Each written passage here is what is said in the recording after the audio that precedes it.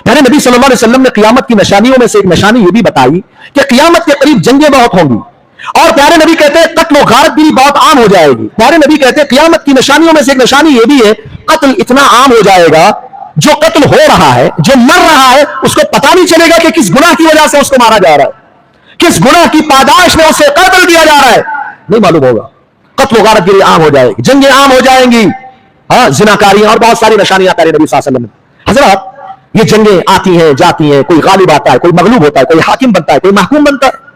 ऐसे हालात में कभी कभार मुसलमानों की हालतें मुतासिर होती है, हमारी हालतें भी कहीं ना कहीं रोजगारी को लेकर मुतासिर हो रही है। ऐसी सूरत हाल में जब हालात हमारे नामुवाफिक हो जाए, हम जैसे चाह रहे हैं वैसे हालात ना हो, हमारे ख्वाहिश के खिलाफ हालात हो जाए, तंगियां आ जाए, परेशानियां आ जाए, ऐसे वक्त में हमेशा दो तीन बातें याद रखिए आप। सबसे पहली बात, जब भी इस तरह के बुरे हालात आ जाएं, अपने दिल में यकीदा मजबूत करो, ये जो हालात पैदा हो रहे हैं ऊंच नीचे अल्लाह की तकदीर की वजह से। रब ने पूरी मखलूकात को पैदा करने से 50,000 साल पहले हमारी तकदीरों को लिख दिया है।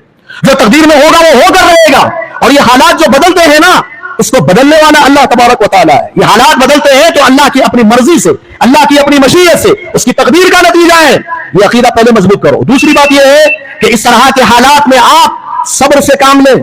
प्यारे नबी सल्लल्लाहु अलैहि वसल्लम ने कहा, मुसलमान या इंसान की जिंदगी का खुलासा दो चीजों में सिमट जाता है, एक तो इंसान खुशी की हालत में होता है या फिर गम की हालत में होता है।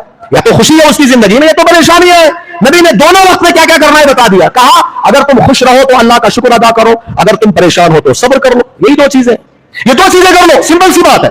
अगर तुम्हें खुशी है, जिंदगी बहुत सेटल चल रही है, अच्छी चल रही है, अल्लाह का शुक्र अदा करो, अल्लाह की इबादतों की तरफ आओ। और अगर मुसीबतें हैं तो सब्र कर लो, और ये दिल में अकीदा रखो कि मेरे मुकद्दर में अल्लाह ने ये लिखा, मेरी जिंदगी में आ रहा, तकदीर का लिखा हुआ है, सब्र करें। और तीसरी चीज मेरे भाइयों, कसरत के साथ अल्लाह से दुआएं करें। हालात जब भी बुरे हो, दुआएं हम बहुत कम करते हैं, दुआ मोमिन का हथियार है मेरे भाई। आज